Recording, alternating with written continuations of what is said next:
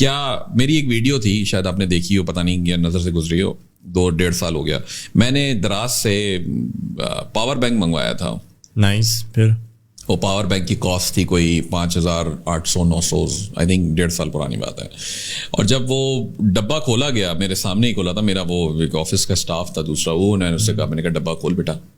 उसने डब्बा खोला तो उसके अंदर से लकड़ी के पहले टुकड़े निकले। हमने कहा चलो शायद सपोर्ट में डाले होंगे, हाँ, तो वो निकल आए। तो हमने कहा कोई बात नहीं, चलो होगा अंदर अभी। और एक और छोटा डब्बा, इतना बड़ा डब्बा था, उसमें छोटा डब्बा और निकला। ठीक है, तो वो डब्बे को जब खोला तो उसके अंदर से टपाल चाय की पत्ती का डब्बा निकला। हमने कहा चलो चाय की पत्ती भाई ने फ्री भेजी होगी शायद। तो फिर हमने, लेकिन वो भारी था, एक इतना छोटा सा डब्बा चाय की पत्ती का क्या वजन होता है, आई थिंक 200 ग्राम 150 ग्राम। सही है, लेकिन वो वजन से ज्यादा भारी था। सही है, एक्सपेक्टेड। तो हमने फिर खोला उसको, तो उसके अंदर से पत्थर निकला, वो गोल वाला, उसके ऊपर कोई कोई इबारत नहीं लिखी थी। अच्छा, 6 या 6 कुछ लिखा था उसके ऊपर? नहीं। अच्छा, ओके। तो वो पत्थर निकला, हमने कहा शायद, अभी भी मैं पॉजिटिव था, मैंने कहा शायद कुछ पत्थर के अंदर तोड़ के कुछ नहीं, मैंने कहा शायद सपोर्ट में वजन के तौर पे रखा होगा तो ये भी। फिर मैंने कहा बेटा और देख, डब्बे के अंदर दूसरा डब्बा होगा, उसमें पावर बैंक निकलेगा।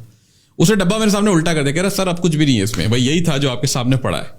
फिर मैंने बनाई वीडियो उसकी, फिर मैंने लोगों को बताया मेरे पास से वो, अब वो सेलर जो था उसका भी कसूर नहीं था वहां पे, उस सिचुएशन में वो साबित हो गया था कि उस सेलर फॉल्ट पे नहीं था, क्योंकि सेलर ने जो चीज भेजी थी वो चीज मुझ तक पहुंची नहीं थी, लेकिन मेरा डेटा लीक हो गया था बीच में।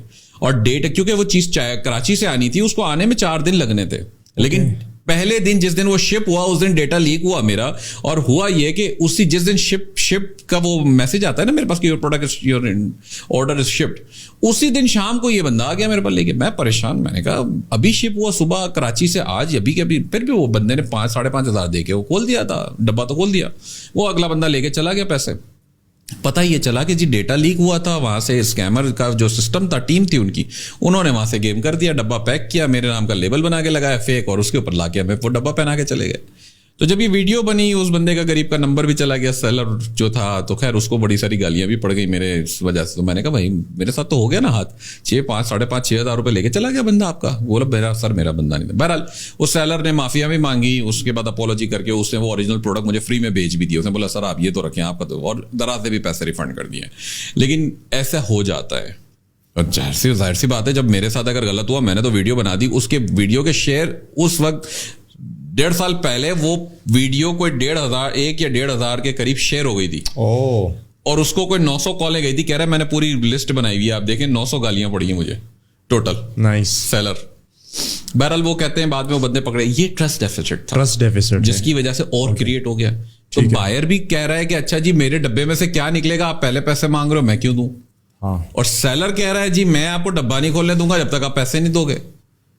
पड्डा आ गया ना बीच में। तो ये दोनों चीजें आप कैसे मैच करोगे? अब या तो बीच में कोई आर्बिट्रेटर होता। तो इसका हल क्या है? इसका हल ये है कि आपको अपनी एक तो रिफंड पॉलिसी, रिटर्न पॉलिसी बहुत स्ट्रांग करनी पड़ेगी। आप अमेजॉन से सीख लें, 30 days नो क्वेश्चंस आस्क्ड।